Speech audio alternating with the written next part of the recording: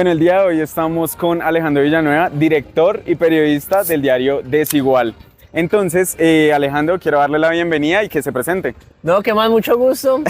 Gracias por la invitación y gracias por el forloco y mucho gusto a toda la gente que nos está viendo. Listo, Alejandro, quiero empezar esta entrevista preguntándole cómo nació la idea del diario Desigual y cómo ha sido este proceso en todo lo que lleva. Eso pasó en Bucaramanga. En Bucaramanga solo existían dos medios de comunicación. Vanguardia Liberal, que después pasó a ser Vanguardia por las peleas entre los fundadores y Didier Tavera y el narcotráfico allá en Bucaramanga, y el Frente. Y el enfoque que le estaban dando estos a la protesta siempre fue criminalizarla. Y nunca se les ocurrió, venga, preguntemos qué es lo que está pasando, por qué la gente está marchando, sino simplemente fue como un periodismo para blanquitos ricos de Ruitoque, donde siempre mostraban un mismo enfoque. Entonces con un grupo de amigos dijimos, pues mostremos nosotros el enfoque completamente diferente, hagámoslo nosotros, y ahí nació la idea. Como una forma de contrapoder al contrapoder de la información que supuestamente no terminó siendo nunca contrapoder. Ok. ¿Y cuánto lleva el medio digital? Pues bueno, lo comenzamos en el paro nacional. Eso siempre ha sido un proceso porque montar empresa en Colombia es un complique y montar un medio de comunicación creo que tiene un poquito más de ser pues como más difícil, pues por las presiones, por la financiación, por las amenazas, eso es un complique, pero lleva desde el paro 2021, 3, 4 años. Sí, usted protestó, si mal no recuerdo. Sí, yo protesté, yo salí en las marchas y pues grabé, cubrí las marchas. A mí la gente decía que yo era el líder de la primera línea de la carreta porque yo simplemente estaba estando ya grabando y mostrando una perspectiva diferente a la que muchos medios de comunicación dieron a la protesta, que siempre fue criminalizarla. ¿Y cómo fue ese proceso de grabar las manifestaciones en ese momento? Uy, eso fue, o sea, es una frase, yo me levantaba todos los días y salía todos los días de la casa sin saber si iba a volver. Y uno se mentalizaba y eso la gente se olvidó que una época en la historia colombiana la gente salía y tocaba que grabar en vivos de cómo la policía estaba haciendo, se estaba extralimitando y estaban abusando de la fuerza porque los medios no estaban cubriendo eso. La gente se le olvidó que hubo un periodo oscuro en el gobierno Duque donde cualquier derecho a la protesta no existía y en la protesta se violaron cualquier tipo de derechos humanos. Entonces era un complique mental salir a eso y también era muy desesperante, o sea, era una paradoja porque había una desesperanza, pero también había esperanza, no esperanza en alguno otro político, sino había esperanza en la gente. Entonces eso me pareció como una paradoja donde los momentos más desesperantes, los momentos más sombríos terminan dando un poco de fe y un poco de luz de que esta vaina tiene un poco de arreglo. Ok. Bueno, Alejandro, quería preguntarle qué piensa de la situación actual del país y también de lo que está haciendo el gobierno, que está más enfocado en impulsar una constituyente que en mejorar el país. Pues es que Petro, desde que llegó, siempre habla de una retórica. Pues Petro siempre lanza al aire grandes planes, pero nunca se ha sentado a mirar cómo los ejecuta. Y nunca se ha sentado a mirar cómo pueden realmente ejecutar o llevar o planear o gestionar un plan para que las propuestas gigantes que él tiene se lleven a cabo. Entonces siguen lo mismo. Petro se le fueron ya la mitad del gobierno hablando en retórica, hablando en que el polvo de las estrellas, hablando en un discurso político, pero es que de la acción al discurso hay un gran trecho. Y la gente que eligió para que llevara a cabo sus ideas no están llevándolas a cabo porque no tienen la menor idea de qué es lo que están haciendo. Y tampoco es el que quiera gobernar. ¿A qué me refiero con quiere gobernar? Usted vio una entrevista como el director de la Unidad de Gestión de Riesgos dijo que no hablaba con Petro. Sí. Y que muchos ministros no hablaban con Petro. Yo sé de fuente que mucha gente que trabaja en el gobierno de altos cargos no habla con Petro, sino tienen de una u otra manera secuestrada la agenda y hablar con el presidente del país para que le dé su visión es muy complicado. Y de ahí partamos, que es lo mismo de siempre. Y entonces son cosas complicadas.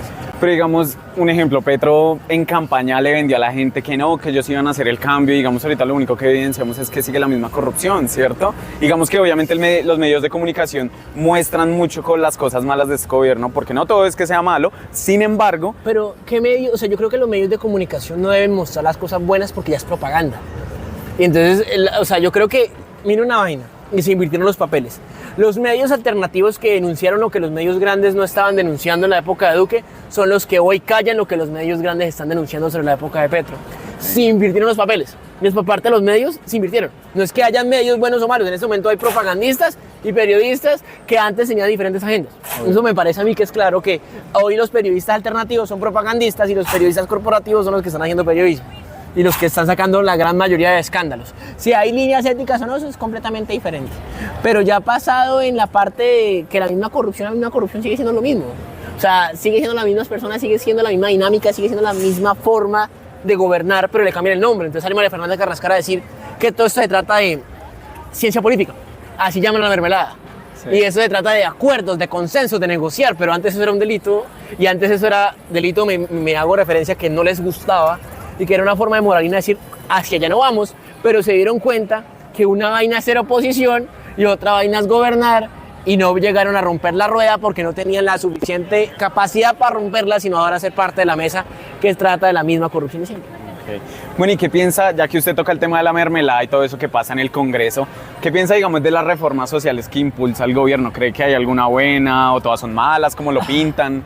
No, o sea, yo creo que la reforma de la salud me parece una reforma completamente pésima porque le van a dar la capacidad de pagar, y si vemos lo que está pasando con el... O sea, lo que está pasando con el FOMAC es un experimento de lo que va a pasar con la reforma de la salud. El Estado no tiene la capacidad para cumplir a cabalidad, y también por eso llegó un punto donde la ley 100 termina tercerizando estos servicios y estos derechos también, derechos disfrazados de servicios. Y entonces yo creo que la salud no me gusta. La pensional, o sea, es que es verdad que el sistema que estábamos, están a uno subsidiando unas megapensiones y la mayoría de gente se está quedando sin pensión. Entonces Petro lo que hizo fue, ¿cómo le digo una palabra? Petro lo que hizo fue intervenir, o no, ¿cómo le digo la palabra? Petro lo que hizo fue ocuparse de las grandes pensiones y la gente que no tiene pensión. Pero hay unas personas que son las más afectadas, y la población flotante. ¿Qué me refiero con la población flotante? Que no tiene lo suficiente para hacer una gran pensión, pero tampoco tiene lo suficiente para entrar en el grupo de... O sea, son las personas que están en el medio. Y las personas que están en el medio son las que van a ser afectadas por la reforma pensional. Pero igual había que hacer una reforma pensional. O sea, la reforma sí te acaba de hacerla. Y hay una cosa que es impopular, pero la gente no la dice. Si usted no sube la edad de pensión, este sistema va a ser completamente inviable. Hay que subir la edad de pensión. Las mujeres y los hombres están pensionando completamente. O sea, la expectativa de vida que tiene tanto las mujeres como los hombres es mucho mayor a la gente que está pensionando. Entonces, la gente que está aportando no está cubriendo lo que va a recibir en un futuro. Entonces, hay que subir la edad de pensión. Pero eso no es popular para ningún gobierno, pero hay que subirla. Pero al igual, ¿no cree que donde sea Petro, sea cualquier gobernante, suba la edad de pensión, se arma un estallido social? Pero no, porque miren, grandes reformas y grandes cosas que quería hacer los grandes grupos económicos les está haciendo Petro. El tema de la gasolina, el tema de Nutresa con la restitución de cultivos ilícitos. O sea, cuando digan que los empresarios no creen a Petro es porque no están viendo que realmente los grupos económicos gigantes están contentos con Petro, porque está haciendo lo que a algunos políticos les daba miedo hacer, como Uribe, como Santos, como Duque, que realmente beneficiaban a cierto establecimiento y cierta forma de ver el país, pero estos están contentos, porque están manejando al fin y al cabo las reformas que las terminan beneficiando a ellos y a las grandes élites. Termina afectándolo no a los 4.000 más ricos, a ellos les terminan beneficiando, pero los 400.000 más ricos no vio ese cambio que dijo vamos a hacer una reforma tributaria donde los 4.000 ricos paguen y terminan siendo los 400.000 más ricos. Sí. Entonces ahí sí se ve una afectación. Entonces yo creo que... ¡Jueputa! No, o sea... ¿Cuál era la pregunta? Me extendí y me perdí un poquito. Sobre las reformas sociales. No, me parece que la reforma pensional tocaba hacerlo. No creo que vayan a protestar porque la gente también tiene que entender que es inviable. O sea, acá no es si va a subir o no la de pensión, es que usted está viviendo mucho más de lo que está aportando. Okay. Y si vamos a seguir así, no vamos a poder dar abasto. Usted ni yo tenemos pensión hoy con esa reforma. Y lo dejaron también claro mucha gente en la intervención. Con esa reforma, una sí se pasa, toca hacer otra en un futuro y otra en un futuro, pero nadie está atacando el problema raíz, que es las megapensiones, donde usted puede estar cotizando toda su vida a 1.500.000 o 1.600.000 salario mínimo, y de nada en sus últimos 10 años se gana un puesto un congresista y ahora gana la pensión de un congresista, cuando sus aportes no fueron lo suficiente para ganar la de un congresista. Entonces en sí el sistema está mal. Okay. Y mientras con el sistema puede causar descontento, pero es lo que hay que hacer. Y un gobernante no es para que le guste o no le guste a la gente, sino para las cosas que hayan que hacer. En cambio, Petro sí está intentando manipular que la gente le guste o no le guste y no termina haciendo nada. Ok, pero usted cree, o bueno, ¿está a favor del gobierno de Petro hasta el momento? No, mire, yo creo que el periodismo no está ni a favor ni en contra de un gobierno. O sea, a mí me dicen, es que usted... A mí porque yo criticaba a Duque pensaban que yo era de izquierda. Exacto. Y porque yo critico a Petro, entonces piensan que yo soy derecha. Pero es que yo soy poder contra poder. Sea quien está allá. A mí no me importa si está Petro, si está Duque, si está Orgallera, si está Claudia López, si está cualquier persona que llega allá. Uno tiene que cuestionar de la misma vehemencia y de la misma forma que uno cuestiona la anterior. Entonces yo no soy ni a favor ni en contra, no es nada personal, hay mil cosas que me gustan y cosas que no me gustan, pero es que yo no pienso por lo que a mí o no me guste, porque también tengo que entender que yo tengo un privilegio y que ese privilegio tiene cierta conciencia o no conciencia de clase que y de una u otra forma, a pesar de que uno no quiera, está en su subconsciente.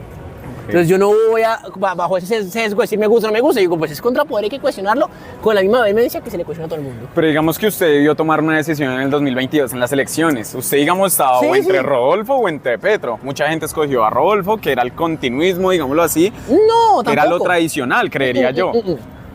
Una gran mentira. Rodolfo fue uno de los mayores votos de opinión. Rodolfo cuando entró no representaba el establecimiento. Rodolfo rompió el establecimiento en Bucaramanga. La gente que no vive en Bucaramanga dice, es que Rodolfo fue un mal... No, Rodolfo fue un pésimo alcalde en ciertas cosas, pero hizo algo que nunca nadie había hecho en Bucaramanga, que fue cambiar la perspectiva de la política. Abrió la política y le quitó la alcaldía y el consejo a los liberales para entregárselo a la gente alternativa, donde gente con una red social pudo llegar al consejo y pudo llegar a los diputados. Okay. Rodolfo Hernández le gustó a la gente, cambió la mentalidad de la política, que se podían hacer cosas diferentes. Eso sí, el discurso es una cosa, las acciones son otra cosa. Tenemos Vitalogic, el volteo de tierras, nexos con John Rueda, que es un presunto lavador, recibió plata de Carolina Torrado, que es una ex esposa de un narcotraficante que fue condenado por 1 tonelada de cocaína. O sea, son diferentes cosas. Pero Rodolfo sí rompió. Entonces, cuando digan que es el continuismo de la clase política, no, que después terminó aliándose con políticos como Petro. Dice que Petro no, que es que el paramilitarismo. Petro tiene a Mario Fernández Alcocer, que tiene 12 procesos en la Corte Suprema de Justicia, entre ellos la parapolítica. Sí. Y no lo menciona. Obvio. Según este señor recibió plata de los DAES, que admitió en los Petrodideos, dicho por él mismo, dicho por Verónica Alcocer, dicho por Benedetti. ¿Quiénes son los DAES? 2 hermanos, Yuyo Daes y Cristian Daes, que terminaron siendo parte del cartel de Cali y fueron a negociar con los gringos. Pero Petro recibió plata de ex narcotraficantes. Es que nadie habla de los DAES porque tienen tecnología, es una empresa gigante, todo el mundo calladito, pero los DAES fueron unos traquetos gigantes que recibían pagos de los Rodríguez Orejuela a través de Harold Ackerman y fueron investigados y estuvieron en el indictment contra el cartel de Cali por conspirar para mandar tonelada de cocaína. Y ellos pagaron la campaña de Petro a través de la Pardo, pusieron plata. Entonces, cuando dicen el continuismo, Rodolfo es una persona completamente cuestionable. Yo no voté por él porque yo lo investigué. Yo en el 2019, cuando nadie decía vainas, yo le sacaba el volteo de tierras, le sacaba los pagares en blanco, le saqué un montón de cosas cuando Petro lo iba a buscar a decirle que fuera el vicepresidente, cuando Petro lo iba a buscar a decirle que hicieran alianza, cuando Petro decía que se unieran a él, porque él lo dijo en un discurso en Bucaramanga. Ahí en ese entonces yo criticaba a Rodolfo desde el principio. Entonces a los dos saqué unas cosas y pues me tomé mi decisión por Petro, subir voto y todo, porque me parecía lo menos peor, porque Rodolfo terminó haciendo alianzas muy cuestionables en Santander. Y porque Rodolfo sabía de su estado de salud delicado y pues que la que iba a gobernar era Marlene y que realmente más no quería ganar. Entonces yo decidí por Petro, no porque el otro representara el continuismo, sino porque es que el otro era un completo impresentable. Pero no es que como lo muestran así tampoco, porque el tipo también hizo unas cosas en Santander. Bueno, Alejandro, la siguiente pregunta que le quería hacer, usted ha sido muy crítico hablando de Luis Carlos Reyes, pues como se le denomina, Mr. Taxes. Entonces quería saber, él actualmente tiene mucha popularidad y la gente lo está catalogando cada vez más como un presidenciable. Entonces, ¿a usted le preocuparía un futuro donde Luis Carlos quede como presidente? Es que la gente es huevona, o sea, ahí mostramos realmente que cualquier petardo, como Martín Londoño, como Rubigol, que hacen campañas presuntamente pagas, ellos dicen que no, pero pues seamos sinceros, o sea, eso prácticamente, si no es pago y si no cobraron por eso, muchos imbéciles, porque realmente fue una publicidad de tipo. Y entonces hace una publicidad un tipo que primero no fue capaz de manejar los sindicatos, no es capaz ni siquiera de aguantarse las críticas de la prensa. Porque el tipo sale a decir que es prensa de corazón. Le voy a contar una anécdota. Yo cuando sacé una columna sobre la puerta giratoria entre Vigaro Rutia y Dadián, el tipo se emputó tanto que llamó a Daniel Coronel, no me llamó a mí. Cuando yo lo llamé al tipo, llamó a Daniel Coronel para decir y dijo un montón de imprecisiones de mi columna. O sea, el man prácticamente le iba a decir mentiras sobre la columna que le estaba cuestionando a él por la DIAN, por denuncias de los sindicatos. Y el man no fue capaz de recaudar 25 billones de pesos. O sea, el tipo hizo un pésimo trabajo como director de la DIAN. Entonces eso es lo que mostramos, que si la gente termina votando por un tipo que saca videos diciendo que si uno lo invitan o no lo invitan, no hay que soltarlo en la primera cita porque unas vainas y compararlo con impuestos, pues bueno, tenemos el destino que nosotros nos merecemos y es que seguir en la inmunda. Porque la gente, cualquier persona que se hace famosa, entonces la liga. Entonces no hemos aprendido. Tenemos a JP, tanto le critican a Rodolfo, en la misma vaina Rodolfo, hizo famoso en redes sociales. Entonces JP, toda esta gente cuestionable, pues llegan en redes sociales y también hay que pensar un poquito a quién está poniendo en el poder. No porque unos influencers leen pantalla significa que sea bueno. Ahí está el déficit de 25 billones de pesos. ¿Cómo sale a decir que es que lo iba a recaudar por el Senado? Y le echa la culpa al Senado. Usted no hace un presupuesto diciendo es que pronto me va a llegar una plata y se aprueban esta vaina. Venga, le dice usted a su novia, a su amigo, venga, yo pongo plata para las polas, pero si me aprueba este tipo, huevón, no tiene sentido. Pero aún así lo ven como un gran estadista. Eso se demuestra que el que sabe, o sea, para mandar hay que saber hacer, y el tipo no ha hecho. Se quedó en el observatorio de impuestos de la Javeriana, pero realmente no conoce qué es lo que estaba haciendo en la Diana. Ok. Bueno, ¿y usted cree que la fama del man le puede alcanzar a llegar a la Casa de Nariño? No, acá está Claudia López, acá está Claudia López, que está muy cercana a Nicolás García, que Nicolás García está casado con la hija de un tipo cuestionable, Martín Tavera, que le ganaron a narcotraficante. Entonces hay unas cosas raritas ahí en las alianzas de Nicolás García y Jorge Rey. Pero pues hay mucha gente pesada, o sea, a punta de TikTok no se va a llegar a ser presidente. Puede llegar a ser senador, ya lo hemos visto. Pero a ser presidente me parece que es raro. Y también la gente está dando cuenta que fue un déficit, o sea, fue una vaina sin presentación lo que hizo en la Diana. Obvio. Bueno, yo le quería preguntar, digamos, sobre el panorama que puede llegar a ser en el 2026. La gente del Pacto Histórico cataloga a María José Pizarro, al director de la DIAN, bueno, exdirector de la DIAN, a muchas otras personas. Entonces quería saber usted quién ve, digamos, como candidato a las elecciones del 2026. Por el pacto. No, sea el partido que sea, que el que tenga como más favorabilidad y más posibilidades de llegar a la Casa de Nariño. No, yo creo que por ahora nadie, porque es que 2 años en política son 200 años en un país donde desaparece escándalo cada semana, donde liberan a Mancuso, pasa a la selección Colombia, vuelve a hablar de la constituyente y le cambian fiscal a Nicolás Petro en un día. O sea, estamos hablando de que acá puede pasar absolutamente cualquier cosa que usted no pase cuando hay probabilidad cero, aún así termina pasando. Entonces yo creo que falta esperar. Yo veo a Murillo. ¿Por qué? Me parece muy raro que el embajador de Estados Unidos en una comida le diga a Murillo que lo único que le falta es el presidente. Y que la gente piensa que los gringos están malos con Petro. No, los gringos adoran a Petro porque no está dejando que China entre con puertos. Y porque de una u otra forma es un puente de contención a Nicolás Maduro. Carreta que los gringos odian a Petro. Los gringos están contentos con ese tipo. Y pues que el embajador de Estados Unidos le diga a Murillo que le falta es el presidente, me parece un guiño. No sé usted. Pues yo creo lo mismo, o sea, yo la verdad siento sinceramente que va a ser un efecto péndulo, que realmente la izquierda ni el centro va a quedar como victorioso en las elecciones del 2026. Yo veo más posible una centro derecha o una ultraderecha en el poder. Pero porque es que yo creo que no va a ser el péndulo completo, porque la gente también tiene memoria y se acuerda de lo de Iván Duque y se acuerda del uribismo y la gente también está cansada de eso. Yo creo que acá demostraron que hay 2 formas de gobernar, que es un caudillismo, un claro ejemplo de es que yo soy el que sabe, el resto paila. Un claro falta de liderazgo, pero sí una popularidad donde es que yo soy el que sabe toda. Pero yo creo que esas 2 formas de gobernar por parte del uribismo y por parte del petrismo no están mandadas a recoger, y hay una parte en el medio. Yo no sé qué tipo de centro y centro derecha y centro izquierda, aunque eso es muy perezoso, es una manera intelectualmente perezosa de decir centro, porque el centro está el liberalismo, hay diferentes lugares. O sea, el centro no es la gente que nos ubica acá, hay muchas vertientes en lo que la gente llama centro.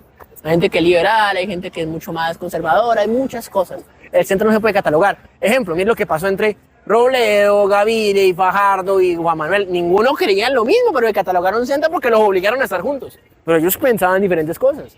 Entonces yo creo que ahí puede salir algo. Pero digamos el cuento del centro, yo siento que eso llegó muy debilitado en el 2022. O sea, todo el mundo, vea, usted mismo lo acaba de decir, Robledo, Fajardo. Pero Rodolfo fue centro, ¿sabe? Porque Rodolfo, él tuvo ideas progresistas en la alcaldía de Bucaramanga. Rodolfo ayudó mucho a muchas actividades, muchas gestiones y muchas políticas públicas que podrían llamarse tendente progresista. Rodolfo, de una u otra forma, también le hizo campaña a un proyecto político alternativo y no se estaba sentando ni en la derecha ni en la izquierda. Es más, le preguntaron si votaba por Petro y diría que sí. Entonces usted mira a Rodolfo y era de centro. Es que el centro no es lo que la gente quiera catalogar simplemente porque es una narrativa política, sino las propuestas reales. Okay. Y usted mira la alcaldía de Rodolfo y es carreta que el man gobernó de una u otra forma que sea así tibia. No, el man estuvo en el centro. No fue ni en la forma de ayudar a la protesta social, fue una persona completamente comprometida con el páramo de Santurbán, salió a marchar, impidió que Mines, o sea, hay unas cosas que a mí me parece que es el centro. Entonces el centro no es estos manes que nos intentan vender, sino hay muchas personas que pueden llegar allá con diferentes ideas y diferentes formas de gobernar. En torno, digamos, a lo que estábamos hablando inicialmente, sí, yo creo que no todos los proyectos son malos, como por ejemplo los proyectos que intenta haciendo conciencia social. Un ejemplo, las reformas tributarias que están basadas no, digamos, en quitarle a las empresas. Pero ahorita van a hacer otra reforma para las personas naturales. Ok. Y van a aclarar más impuestos. Cuando decían que la olla estaba raspada, pero la olla estaba tan raspada que se gastaron 2.500 millones de pesos allá, hacer un concierto para Palestina en vez de donarlo. Obvio. Estaba tan raspada que Verónica Alcocer reparte puestos a la lata. Obvio. Entonces yo le digo, ¿por qué otra reforma tributaria? Póngale cuidado, digamos los fallos están. Digamos en el gobierno Sí. Petro los fallos están. Pero un ejemplo, con el gobierno de Galán, que es supuestamente el gobierno que atrae todo, que no echa a la basura lo de los anteriores gobiernos, el man le dice a los bogotanos, en pocas palabras, que no hay que, digamos, polarizar el país, no hay que Sí. echar a la basura todo eso, pero sí hay cosas que, digamos, que sí hay que criticar, ¿sí me ¿Cómo va a va? entender? Yo le digo dos de Un Galán, ejemplo, pero quiero saber la suya. Un ejemplo, yo, digamos, le critico mucho al gobierno de Galán, es el seguimiento de la línea del metro por arriba, ¿sí me va a entender? Porque yo tengo mis razones y es que el metro que financió Peñalosa no me parece que era el que buscaba Pero está Bogotá. contratado. Sí, obvio, que está contratado, lo sé. Pero digamos, en torno a las elecciones, todo candidato que apoyara el metro Pero mira, subterráneo a Galán, o la idea de sí, Petro, a Galán hay era que mala. criticarle ejemplo. Aunque, según lo que dice Robledo, quien nos dio el metro elevado fue Petro. El metro subterráneo fue Petro cuando estaba en la campaña para terminar siendo más Transmilenios. Entonces también hay una falacia que es que Petro no, el que hundió el metro terminar siendo Petro. Pero hay una cosa, no solo hablamos de Petro y hablemos de eso, a Galán hay que criticarle el agua. Galán sabía. Desde la época de Peñalosa, Total. la gente sabía que en el 2019, el acueducto hizo un estimado que en el 2019 se iba a acabar el agua, que los embalses no iban a dar abasto. En el 2019. Terminó siendo en el 2024. Pero eso ya sabía. Y en el empalme sabía. ¿Qué acciones tomó serias, concretas? Ninguna. Báñense en pareja.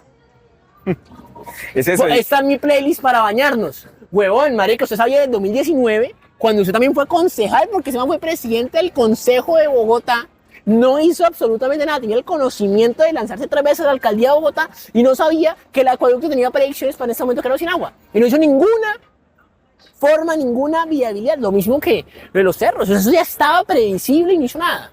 Y lo mismo con entregar y repartir las alcaldías locales a los mismos politiqueros de siempre. Eso es cuestionable. Lo mismo yo le digo, cuestionable lo del metro, no se ha contratado y la persona que llegue a firmar y llegue a cambiar eso se le va a joder. Y va a tener unos problemas grandes jurídicos. Lo que quiere hacer Petro no es así de sencillo. Y No, alguien que obvio. tiene una contratación estatal no es que ay, yo llegué y lo cambie, no señor. Pero entonces yo creo que a Galán hay que criticarle muchas cosas y la gente no lo está haciendo porque es que Petro se lleva toda la agenda, se lleva la atención. No, y más allá, yo siento que los medios como que van perfilando a Galán, independientemente que va mucho tiempo para unas elecciones. No, es que le ayudaron los medios. O sea, Galán es un personaje artificial. Las encuestas lo montaron. Los grandes grupos económicos lo montaron. El peñalosismo lo montó. Eso no es una vaina, eso es claro. Eso es, o sea, el man llegó con la mitad de la mano entregada a Peñalosa. Y a los negocios de los amigos de Peñalosa. Y a los concejales cuestionables como Samira Bizambra. O sea, es que ya llegó acá. Entonces, cuando usted llega con las manos atadas a un cargo público, pues no puede hacer nada sino cumplir. Y si no cumple, pues ahí lo joden. Pero es que porque tiene, o sea, ¿por qué la política colombiana es así? Porque es una democracia corporativa, porque la democracia realmente no es accesible a las personas, porque es muy complicado lanzarse. Una persona del común que no tenga ningún padrino político, que no tenga la capacidad económica, es muy difícil llegar allá. Entonces usted tiene que llegar de una otra forma bajo el sistema, porque la gente que llega allá sola son contados con las manos y aún así como el que nunca ha visto a Dios cuando lo ve se asusta, terminan pues en las mismas de siempre. Pero es una democracia corporativa secuestrada por los intereses de las grandes empresas y los grandes conglomerados económicos, donde terminan afectando a usted a quién puede elegir. No le quitan el derecho al voto, pero sí le quitan el derecho a elegir. La gente que elige realmente tiene una agenda por debajo y se demuestra siempre. Así es que estamos como estamos. Pero no cree que es algo triste, es un pensamiento muy deprimente, porque realmente nunca vamos a elegir entonces una persona que realmente sea sincera del No, todo. pues no creo, es que la política es el arte de engañar, o sea, y la política no viene de ahorita. Mire, usted se puede leer El Príncipe de Maquiavelo, se puede leer Mill, se puede leer Locke, se puede leer esto, cualquier, o sea, hasta los viajes de Schweizer, o sea, se puede leer un montón de vainas en la historia y la historia siempre ha sido el arte de gobernar, que es el arte al fin y al cabo de engañar. Entonces yo no creo que el que diga que va a cambiar esta mierda me parece que es un mentiroso, pero tampoco llegar al punto de que hay que bajar la corrupción a las justas proporciones, sino eso va a ser un lugar común y me han criticado porque digo que un lugar común es que la gente tiene que dejar de creer que esta gente son celebridades o son dioses, sino que, pues, marica, son empleados de uno y uno tiene que cambiar a la gente cuando no le sirve ya. Es así de sencillo. Pero es que acá también hay un otro problema. La falta de industria en ciertas regiones del país, en ciertos departamentos, impide que la gente vote libremente. ¿A qué me refiero? Muchas personas no comen si no gana el candidato de ellos o ellas. Muchas personas no trabajan si no hacen campaña. Entonces, de una u otra forma, esta democracia corporativa secuestró a ciertos departamentos y ciertos lugares donde le impiden a uno elegir por quien uno quiere. Le quitaron el derecho a uno realmente a votar por quien una persona cree. A votar y hacer campaña. Entonces yo creo que hay que cambiar la forma en que se hace la política en general. Okay. Bueno, Eso es algo estructural. volviendo, digamos, al tema que le estaba preguntando inicialmente de la Asamblea Nacional Constituyente, digamos, vemos que el nuevo ministro del Interior, Cristo, pues estaba hace unos meses diciendo que no, eso cómo lo iba a hacer. Hace unos días. Hace unos meses, perdón. Hace unos días. Estaba diciendo que no, que eso era terrible, cómo lo iba a hacer. Y ahorita que está en ese cargo, dice, no, toca hacerlo, que no, que hay que hacerlo. Un porque el pacto presidente- nacional. Un pacto nacional. Entonces, realmente, quiero saber, digamos, usted, si le teme a que se llegue a hacer, digamos, cuáles serían esos temores. Mire, es que a mí, a mí me vale huevos y, o sea, que mire esta vaina. En una constituyente usted sabe cómo entra, pero no sabe cómo sale. Sí. Entonces, Petro piensa que llega y arrasa en una constituyente. Pero es que en una constituyente se cambia toda la estructura del país. O sea, se puede cambiar absolutamente todo y puede haber una regresión en los derechos fundamentales. Puede ser algo extremadamente grave que hasta va en contra de lo que Petro quería. Sí. Yo puse un trino y la gente se emputó y dije, el peor karma para Petro y para Colombia sería que en la constituyente aprueben la segunda reelección, vuelva Uribe y que le gane. O sea, en una constituyente puede pasar absolutamente todo lo que se imagina. Y lo que ciertos sectores políticos desean y no quieren hacer. Porque les da miedo esa opinión pública. Entonces eso es abrir la puerta a una caja de Pandora que puede pasar lo que se le dé la gana acá. Y la constitución está bien. Entonces ahí lo que decía el maestro Echandía y también decía este man, el fiscal Gómez Méndez, una constituyente ¿para qué? Okay. O sea, todo lo que el man quiere hacer se puede hacer a través de leyes. Todo lo que el man quiere hacer, que las reformas, que esto lo puede hacer a través del Congreso. No necesita una constituyente. No necesita abrir esa puerta que puede causar muchos daños a este país. Y no está pensando, yo no sé si está pensando electoralmente o no sé qué hijo de puta está haciendo ese man, pero está muy grave. No, y realmente creo que lo que usted dice va más por ese lado, ¿no? O sea, si se hace la constituyente, digamos, ¿qué pasa? Realmente eso no va a tener como victoria a la izquierda, siento que va a haber una regresión, ¿cierto? Puede ser una vaina muy compleja, puede ser una vaina de regresión en los derechos. Imagínense pongamos esta vaina, que gente se reúne y diga, vamos a implementar la ley Sharia en Colombia. Una locura, pero que le consiga los votos. O sea, es que es abrir la puerta a una vaina que no sabemos cómo puede terminar. Exacto. Y eso es muy estúpido. Y más para alguien que dice que no ha gobernado la izquierda en 200 años, los primeros 4 años que gobierna abrir la constitución para que cualquier persona pueda cambiarla. ¿Verdad? No se le puede dar el tiro por la culata. O tal vez eso es lo que ya tenía planeado. ¿Quién Bueno, sabe? ¿qué opina, digamos, también de lo que se ha hablado bastante en estos días, que es del tema del acuerdo de paz? Independientemente, Petro siempre fue una persona que defendió el acuerdo de paz y ahorita realmente no hay avances, no se está implementando como se tiene que hacer. Y él dice, es que el Estado no quiere cumplir el acuerdo de Pero paz. él Él es el Estado, realmente. Marica, eso es voluntad política.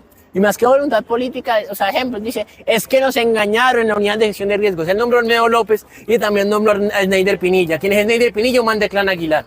Ya era conocimiento público. Usted buscaba en Google Sneider Pinilla, sabe que el man tenía investigaciones y denuncias por parte de periodistas por corrupción, que le cerró el medio el periodista que lo denunció, que es de Clan Aguilar, que tiene nexos con Héctor Mantilla, se buscaba en Google y ya. Okay. Y a ese man era la subdirección. O sea, huevón, se infiltró el mismo, el golpe blando lo está dando el mismo. Y el golpe blando lo está dando Laura Sarabia. Okay. Pero digamos, él se la pasa diciendo, no, es que yo no sabía, es que todo eso fue a mis espaldas. Lo que pues, hablábamos inicialmente. Pastrana, Samper, todo el mundo dice que fue a sus espaldas. Exacto. Y realmente ahí falta responsabilidad política. Cuando sí tocaba señalar a Duque diciéndole usted sabía, lo que hay ahorita de Nicolás Petro es mucho más grave que la niña de política. Y nadie está pidiendo la cabeza del presidente. El hijo de un presidente está siendo investigado por lavado de activos y enriquecimiento ilícito. Okay. ¿Usted cree que si, digamos, avanzar el proceso, pues digamos que rápido, porque los procesos acá en Colombia no avanzan un culo, ¿usted cree que, digamos, se podría llegar a Petro en algún momento y decir como, oiga, el narcotráfico sí metió plata? Pero es que Nicolás Petro lo aceptó o sea, lo Por eso, aceptó. a lo que hoy usted cree que podrían llegar porque a es sacar a que- Petro es que en algún momento. No, porque tiene fuero y para eso es un fuero, para eso tiene que ser que el Congreso, que la Comisión, que el Senado, eso es un mierdero y no va a pasar nunca y no va a pasar. No lograron con Trump, no van a lograr con esta en la patria o va mucho menos acá, o sea, no va a pasar. Pero pues ya se sabe, o sea, el pacto de la picota es claro, toda esa vaina sí es cierta, pero me parece muy raro que salgan un montón de gente a decir es que las mentiras de los medios de comunicación, que mentiras y la mayoría de cosas que han denunciado han sido ciertas. Lo de Olmedo, lo de Laura, las chuzas, lo de Nicolás Petro, lo del pacto de la picota, la ha sido cierto, entonces qué mentiras habla la gente. Porque hay un montón de gente que era alternativa ahora dice, vamos a combatir la desinformación de los medios. ¿Qué mentiras están diciendo? A lo que voy es que los medios de comunicación se venden es a las personas que le gustan, a los que le están pagando. Un ejemplo, Luis Sarmiento le paga a los medios de comunicación y yo creo... No le paga, es el dueño de algunos. Ajá, yo creo que digamos que los partidos, los medios de comunicación siempre van los intereses hacia él y no hacen algo limpio. Cuando yo le hago la pregunta de RTBC, que es directamente un propagandista que ha sido denunciado por acoso laboral y acoso sexual. Es lo mismo, Holman Morris no debía estar ahí, también esa Por eso entonces yo le digo, entonces al fin y al cabo, yo creo que sí hay periodismo independiente, yo creo que detrás de esos medios corporativos, yo también lo denunciaba así, pero uno se da cuenta que muchos periodistas que realmente están dando la talla, están haciendo el trabajo y lo están haciendo bien. Lo mismo que hay medios alternativos, yo creo que de entre gustos no hay disgustos. Y eso es lo bonito de al fin de cabo un país que todavía tiene prensa libre, donde la gente puede decir y puede investigar y puede llevar la noticia a diferentes enfoques. Se puede decir una cosa, otra cosa y otra cosa, diferentes medios de comunicación. La noticia como la cuenta el que hubo, no es la misma como la cuenta Camilo, no es la misma como la cuenta nosotros, es diferente, pero no puede ser la misma noticia. Porque al fin y al cabo somos humanos y el enfoque que le damos a la noticia es lo que nunca va a poder ser reemplazado por la inteligencia artificial. Lo que nosotros pensamos y lo que creemos de esa noticia. Eso es lo que me parece, es humano decir esto, Petro, basta ya. Pero también es humano decir, viva Gustavo Petro, gran concierto, vamos a hacer un análisis del mismo concierto que hicimos. Es humano eso. Es la forma en que uno tiene la democracia de elegir y pensar qué le gusta y qué no le gusta. Okay. Como yo me reía de semana en Duque, me río de RTBC. Pero se cambiaron los roles y así, o sea, la democracia es eso, poder escuchar diferentes voces sin que le digan a uno que es prensa almorzada. Ahora quiero pasar a la parte, digamos, de su proceso como periodista, digamos, cómo le fue en los medios de comunicación en los que trabajó y fue, digamos, que... Pues yo trabajé en uno nada más, bueno, una vez yo estuve en Vanguardia Liberal, me sacaron porque fui a protestar contra Minesa, y Minesa era aliado de algunas personas ahí, eran amigos y socios como la revista, y me sacaron ahí la primera columna, y bueno, pues vale verga, mi primera censura, ahí también decidí montar Desigual, etc. Y en cambio...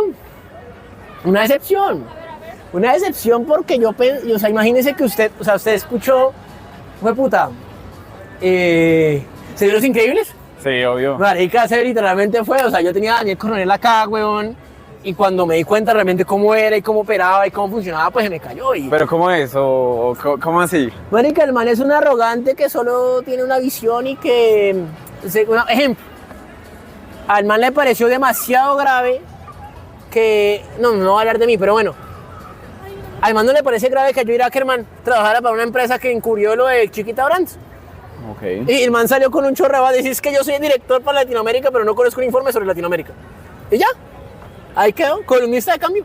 Al man no le parece grave que María Jimena Duzán saque una portada diciendo, Petro mete perico. Bueno, no dijo eso, pero dijo, Petro es adicto a algo, pero no sé qué, porque me contaron. O no le parece grave que salgan a decir que el papá de Petro tenía una novia que era... O sea, huevón, son ciertas cosas y es una hipocresía. Entonces a mí me dio como, uy, hijo de puta, sí fue decepcionante, pero pues ya, uno sigue. Bueno, para terminar la entrevista, Alejandro, quisiera preguntarle si el día de mañana fueran las elecciones presidenciales, ¿usted quién cree que ganaría y por quién votaría? Yo no sé quién va a ganar, yo votaría por Gaviria.